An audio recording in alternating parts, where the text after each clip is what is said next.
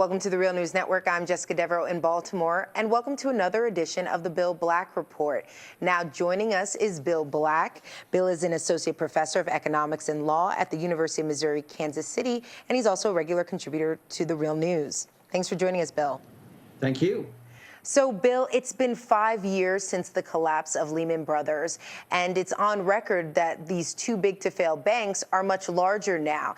The six largest banks have $9.6 trillion in assets, which comes to 58% of GDP.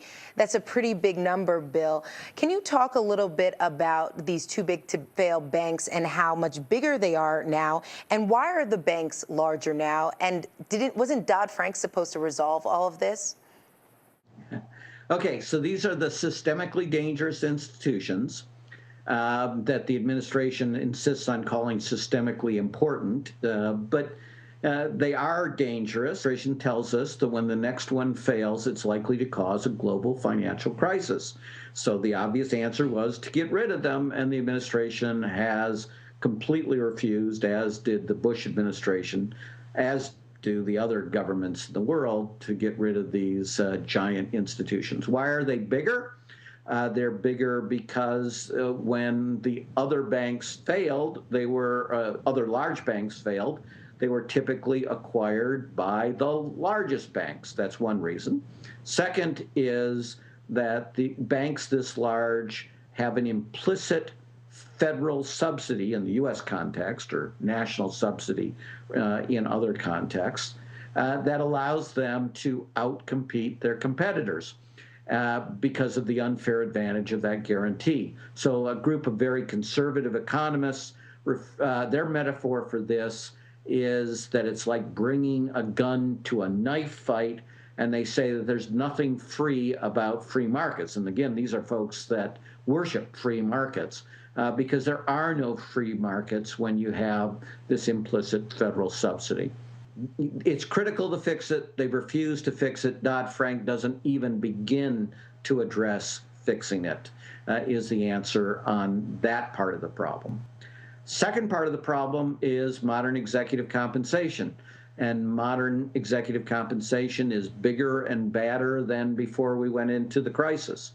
And it is typically even more short-term weighted, which is a very bad thing, than before the crisis. And it's much larger.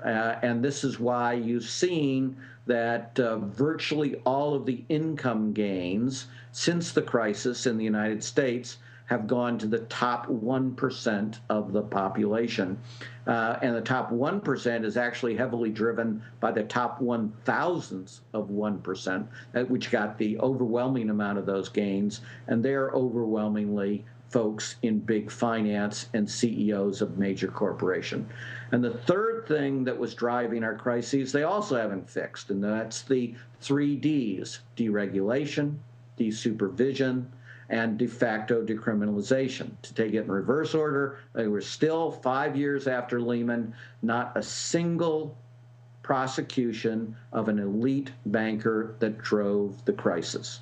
In terms of desupervision, we still appoint our supervisory heads primarily on the basis of people who refuse to engage in any crackdown. And indeed, they went so far as to adopt officially the too big to jail principle, which is, of course, the death of any accountability. And on deregulation, well, you might say, hey, there's certainly been a change there. You do have Dodd-Frank, and it does call for the creation of over 1,000 regulations, and that's true, but very few of those regulations are addressed to the things that actually caused the crisis. To the extent there are a few regulations that address what actually caused the crisis, only one of them has actually been fully implemented. That deals with liar's loans.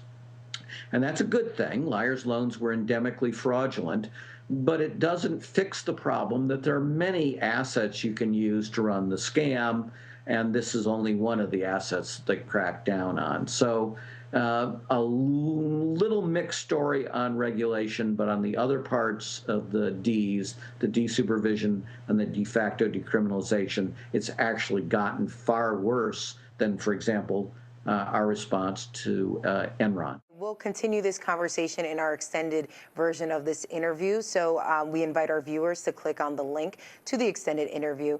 But Bill, thanks so much for joining us. We'll continue this conversation. And thank you for joining us on the Real News Network.